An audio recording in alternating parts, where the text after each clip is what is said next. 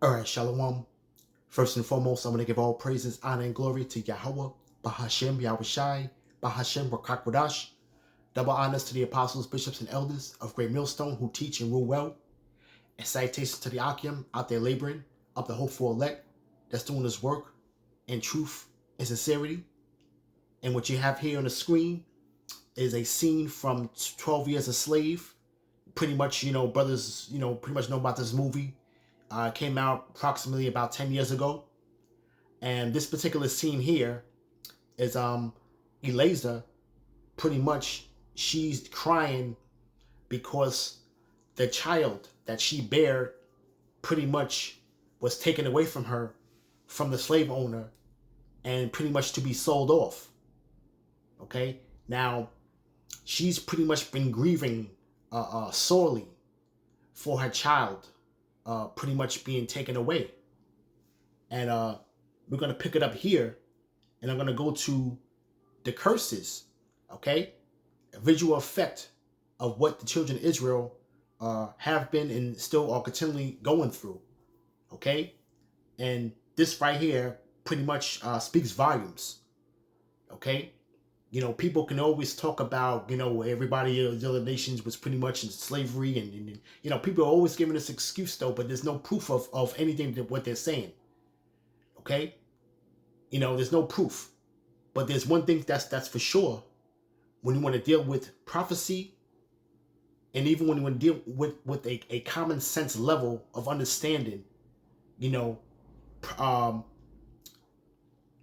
what you want to call process of elimination, when you want to speak about a people who these curses are pertaining to, you can't get around the process of elimination. You can't get around the prophecy. You see? Okay? All right? This truth is going to pretty much come out, and it's going to put everything in its proper perspective, so to speak. You see? Okay? So this right here, all right? And the whole plight of when you want to talk about the transatlantic slave trade, that is a well documented event that was unprecedented, and it was done by nobody but of the Lord. That was the Lord's hand that pretty much caused that to happen, okay? And pretty much, we're seeing these things now. Now, when you talk about well documented, okay, people already know, the nations already know, all right, of our history of us going into slavery, okay. That is something that is undeniable. You see, and then you have these other nations that pretty much want to try to put their plight, so to speak, or what they've been going through on the same playing field, and you just can't do it. You see, all right, the curses that we're going through, and pretty much the downfall of us as a nation is pretty much been so exploited and documented that it's pretty much being put into the form of being in the movies now. You see, the silver screen. All right, we're seeing the plethora of these movies being played out. And this thing's what's happening. And the Lord said that that you will have no might in thy hand. Okay, all right. She is pretty much a broken woman. You see, pretty much broken down. And this is Eliza crying for her children. And pretty much she had I think it was another child as well that was pretty much given it away, okay, and pretty much being sold off to another prominent slave holder. You see, all right, and this is Deuteronomy chapter 28 verse 41. Thou shalt beget sons and daughters, but thou shalt not enjoy them, for they shall go into captivity. And that's pretty much what you're seeing here. The children pretty much were carted off to go into captivity. you know, and pretty much, you know, the families were pretty much broken apart. All right. You got your child being raised by other people. All right. Because pretty much, you know, whatever the slave owner would have his way with these young children. And pretty much when you have these children being reared up, all right, they were raised by other slaves from another household, so to speak. Okay?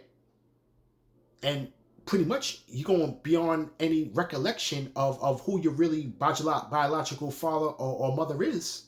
You know, that pretty much, that slave that pretty much would care after them, all right, when they're brought to the new plantation, would pretty much raise them as if it's their own, so to speak. You know? But pretty much, man, they were just as really as much as orphans, so to speak, man. You know. But I wanted to pull this out, but I want to just tell you that just the diabolical mind of the adversary, man, and how they pretty much, you know, they don't give a damn about Jake. You see, you know. And at the end of the day, everybody is worried about their own sovereignty. Everybody's worried about themselves. You see? So we don't have a problem with people worrying about their own people, man. Okay? That's the way it's supposed to be. But you want to see them on display as being, you know, very insensitive to the situation. Now I'm going to pull up a comment on a comment board, all right, concerning this matter.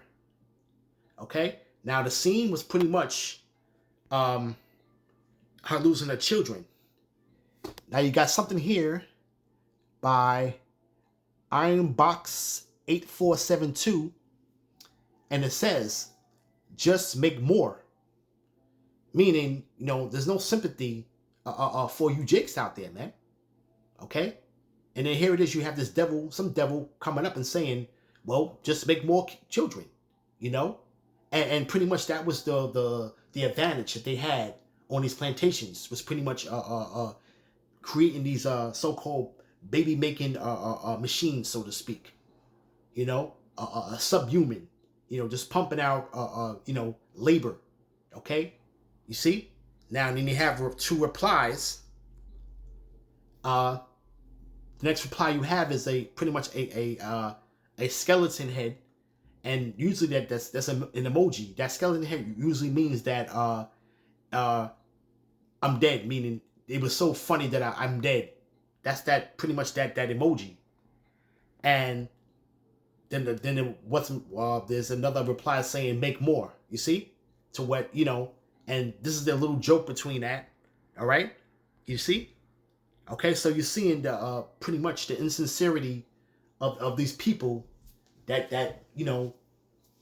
Hey, listen, man, we're gonna call a spade, man. That's what it is. Okay, you know, people are sitting here talking about you know, claiming victimhood, but let me explain something about victimhood. Okay, everybody here in Babylon is pretty much going to be crying victimhood, man. Rest assured, before this year's over with.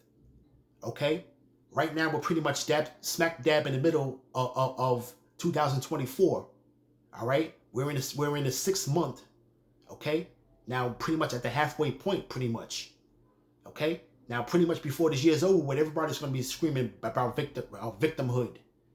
Okay, you see, because these people really think that this place is pretty much is going to come on a come up, and they're going to be so sorely deceived. Okay, you know, you got people here that's pretty much worried about the wrong things at the end of the day.